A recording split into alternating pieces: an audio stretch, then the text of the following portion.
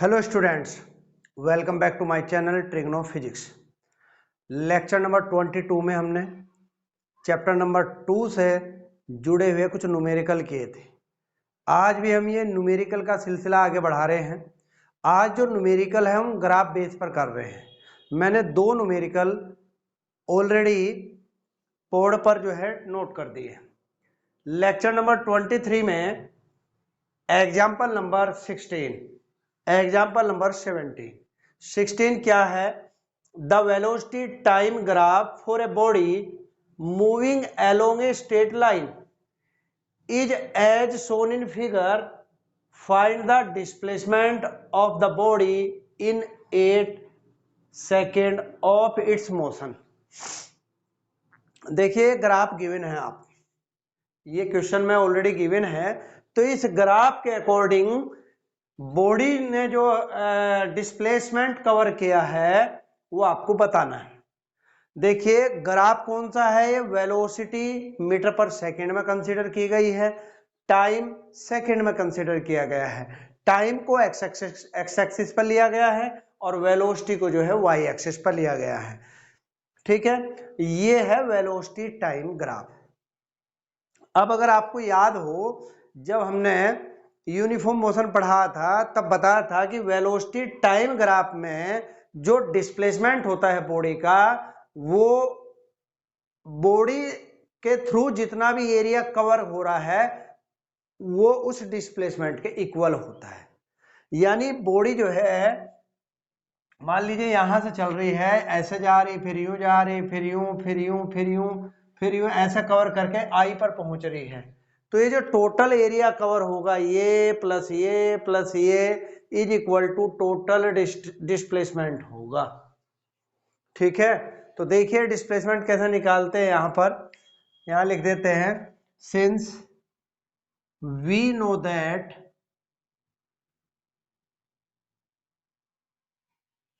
Under velocity time graph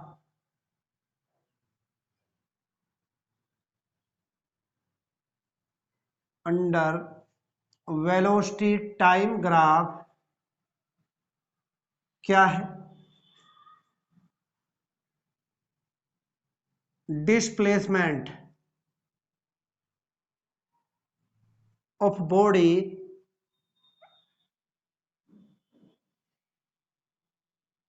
is equal to area covered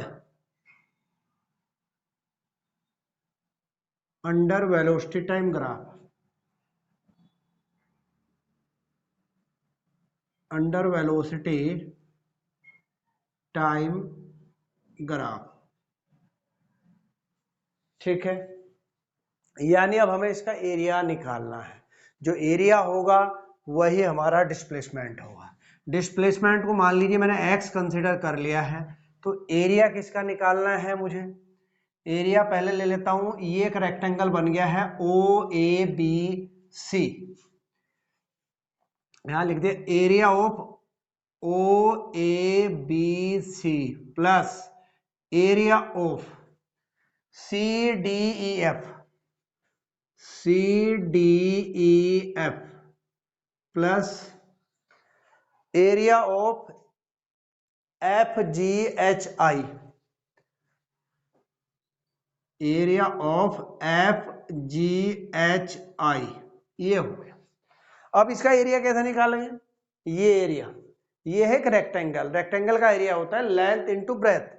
तो length क्या होगी? यहां पर हमने इसकी जो लेंथ ले ली है वो OA कंसीडर कर ली है। क्या कर ली है? OA into breadth. ब्रेथ आप OC ले लीजिए या AB ले लीजिए, दोनों एक ही है। आपने ले ली है OC प्लस, अब CDEF की बात करें, CDEF, इसमें लेंथ होगी आपकी CF और ब्रेथ होगी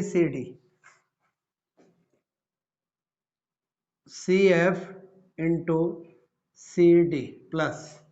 अब अगर हम इसको देखें तो ये होगी लेंथ यानी FI और ये होगी GF। FI into FG।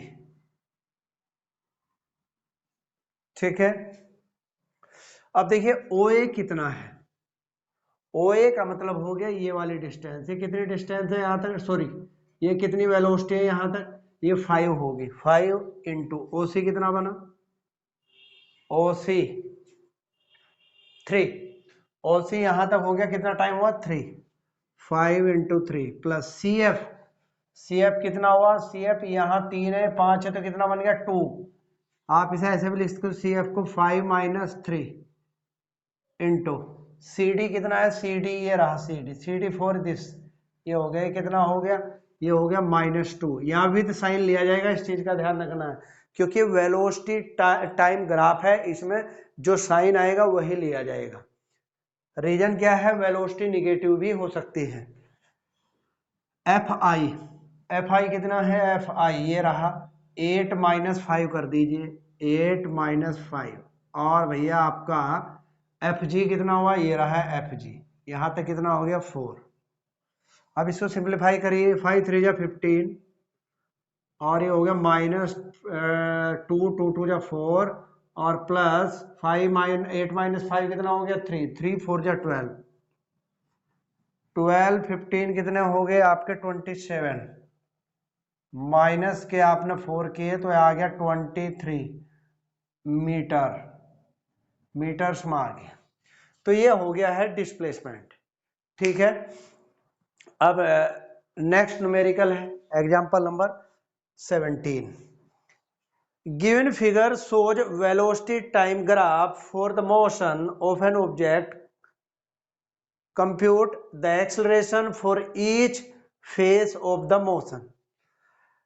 ये कह रहा है कि इसमें जितने भी फेस बने हुए हैं उन सब के लिए आपको एक्सेलरेशन बताना है। अब फेस से मतलब हो गया है कि जो मोशन है, पार्टिकल यहां से चल रहा, वो से ए पर पहुंचा, ए से आपका बी पर पहुंचा, बी से आपका सी से डी, डी से ई से एफ। तो जो फेस बने ओ ए, एक फेस तो बन गया ओ ए, एक बन गया आपका ए बी, एक बन गया पूरा यहां से यहां तक बी डी, ये फेस बन गया, और एक फेस बन गया डी ई, और एक फेस बना ई एफ। तो इन फेस में जो है पार्टिकल का जो एक्सेलरेशन है वो क्या होगा वो बताना है। अब देखिए पहला पार्ट है, पहला पार्ट बना दिया, for the phase of motion represented by O A. O A के लिए बात करते हैं। अब देखिए ओ ए के लिए क्या करेंगे, यहाँ ध्यान देना। अच्छा चलिए पहले इसको एक काम कर लेते हैं इसको कोऑर्डिनेट के अकॉर्डिंग लिख लेते हैं।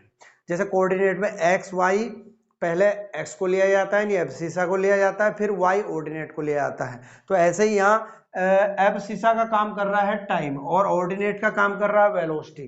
तो उसी के कोरस्पोंडिंग हमने यहाँ पर ओ को लिख दिया, ओ तो सीधा ही 0 0 हो गया। और अगर हम ए की बात करें तो ए के पॉइंट बन जाएंगे आपके 1, टाइम हो गया 1 और वेलोसिटी हो गई 0। बी की बात करें, बी यहाँ पर टाइम कितना है 3 है और वेलोसिटी कितनी है 8 है, ये 8 है यहाँ पर 8। अब आ जाते हैं सी, अगर सी लिखना हो तो लिख सकते हो आप, सी वैसे जरूरी नहीं है 5 0 क्योंकि हम ये वाला फेस लेंगे बी डी। तो यहाँ पर डी के अगर कोऑर्डिनेट की बात करें, डी के कोऑर्डिनेट होंगे प्लस और माइनस के होंगे, तो प्लस हो गया, ये कितना बन गया यहाँ पर आपका 8 पॉइंट है 8 और ये है आपका माइनस का 12। ये -12 अगर थोड़ा बहुत ऊपर नीचे भी होगा तो मैंने उसी के अकॉर्डिंग लिखा है, ये 12 के अकॉर्डिंग है, यहाँ पर मैं थोड़ा इसको -12 ये लिख दिया। ठीक है, अब ई पर आ जाते हैं। ई के कोऑर्डिनेट बनेंगे 9 और ये हो गया इधर ये आपका 4 ना हो गया -4। एफ के क्या बनेंगे 11 -4। ये कोऑर्डिनेट बना दिया, ये इसलिए बना दिए इसको सोल्व करना आसान रहेगा। चलिए for the phase of the motion represented by O A, तो यहां पर लिख देते हैं एक्सेलरेशन। एक्सेलरेशन हमने ए से रिप्रेजेंट किया, क्या होता है delta v upon delta T. अब ध्यान देना डेल्टा वी को आप लिखते हो v2 minus v1 divided by t2 minus t1।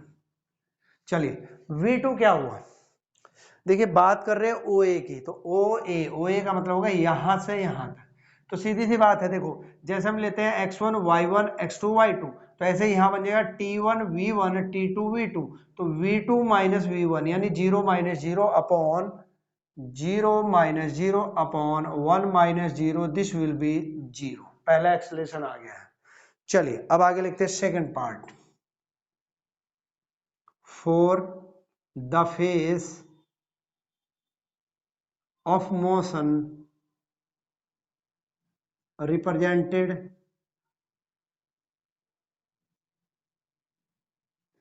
Bye, ये ओ ए था, अब चलते हैं ए बी पर। अब फॉर्मूला वही है, फॉर्मूला एक ही है, acceleration a equal to delta v divided by delta t. A क्या, डेल्टा वी क्या हुआ, v two minus v one divided by t two minus t one. अब देखिए हम जो मोशन की बात कर रहे हैं ए बी की, तो ए बी में क्या होगा, एक्स वन वाई वन यानी t one v one, x two y two, t two v two, तो क्या बना 8 minus 0 upon 3 minus 1, 8 minus 0 upon 3 minus 1, 8 minus 0 8, 3 minus 1 2, तो ये आ गया 4 मीटर पर सेकेंड स्क्वायर। ठीक है, चलिए एक पार्ट ऊपर ही कर लेते हैं, ये रब कर देता हूं।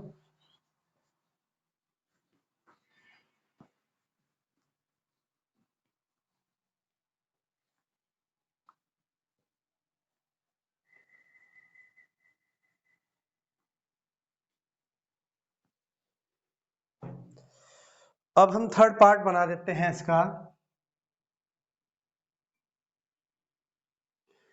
For the phase of the motion B D, for the phase of the motion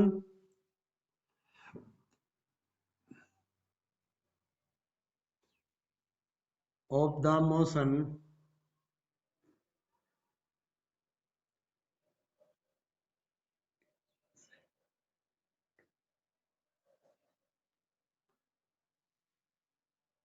B D, फिर वही फॉर्मूला है, क्या है, एक्सलरेशन ए इक्वल टू क्या हुआ, डेल्टा वी, सेम ही फॉर्मूला है, delta v divided by delta t, this will be v two minus v one upon t two minus t one. V two minus v one, देखिए t one v one t two v two, तो this minus this यानी minus 12 minus 8 divided by 8 minus 3, कितना आ गया, 12 minus 8 कितना हो गया, minus के 12 minus के 8 हो गया माइनस के 20 upon 5, this is equal to minus 4 metre पर सेकेंड स्क्वायर। ये आ गया आपका। फोर्थ पार्ट ले लेते हैं, फोर्थ में हम डीई बना देते हैं, DE for the phase, for the phase of the motion represented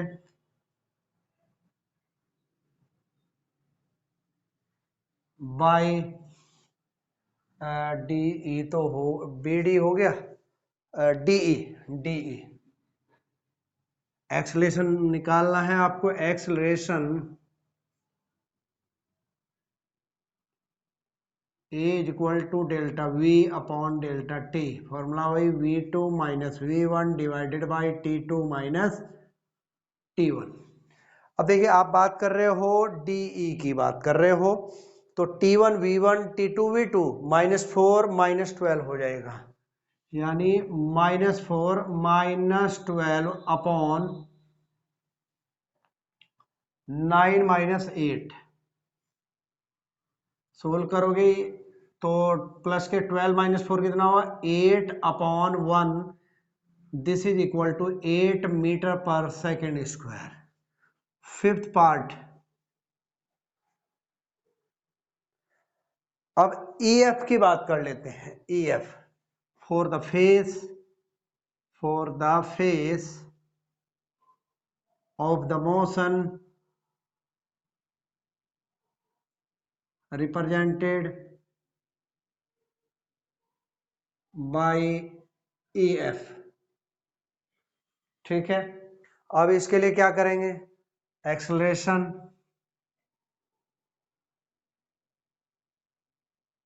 equal to delta v upon delta t, this is v2 minus v1 upon t2 minus t1।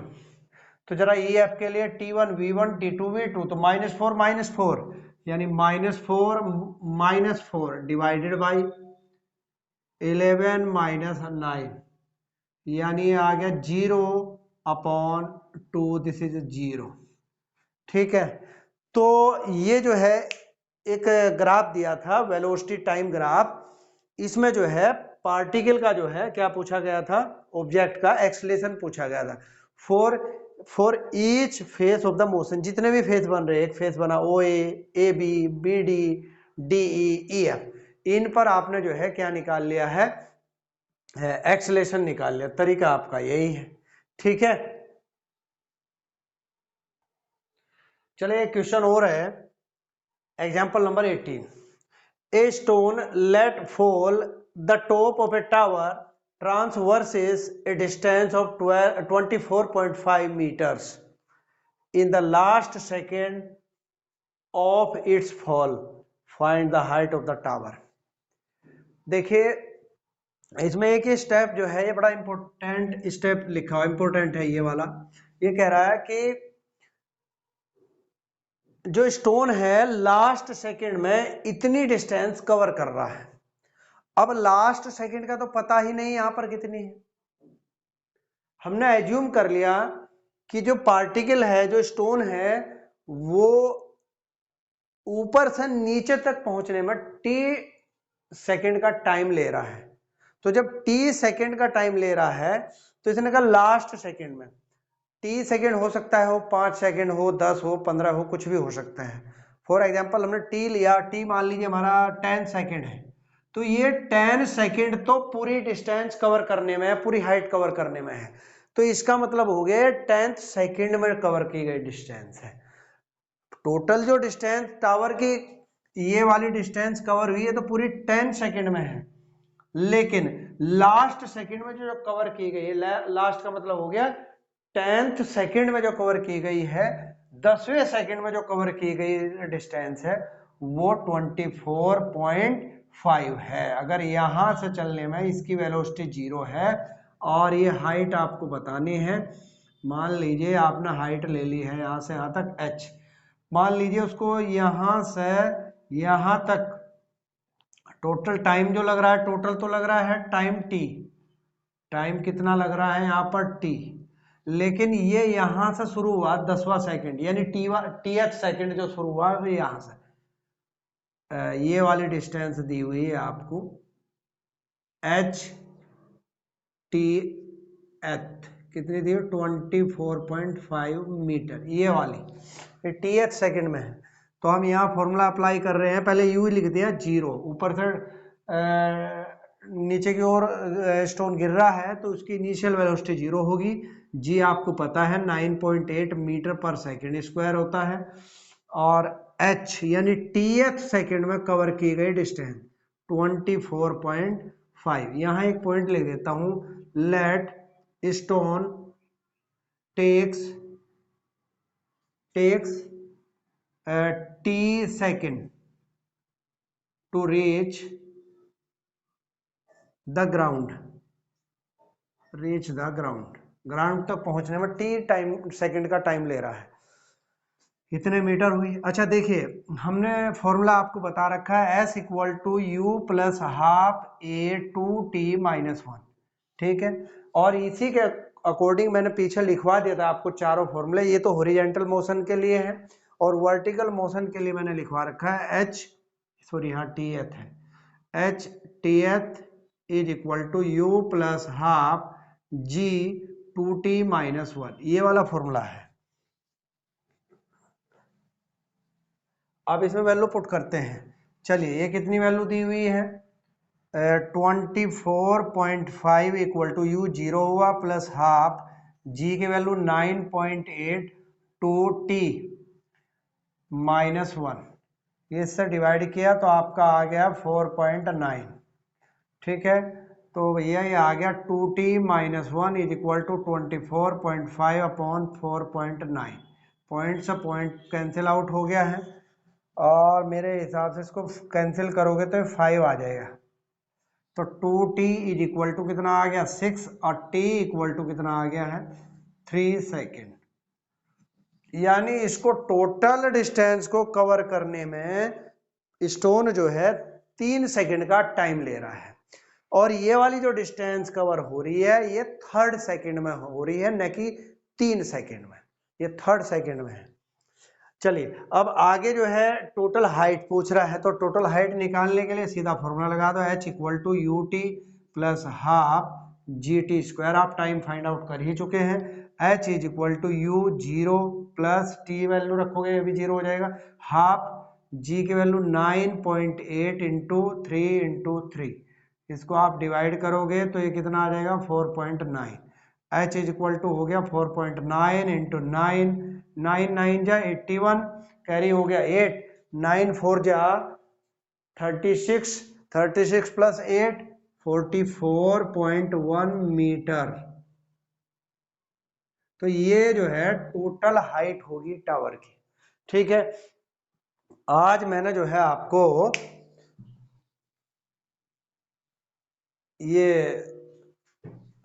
मैंने जो है 3 न्यूमेरिकल करवा दिए हैं, जिनमें 2 ग्राफ के थे और एक वर्टिकल मोशन का था।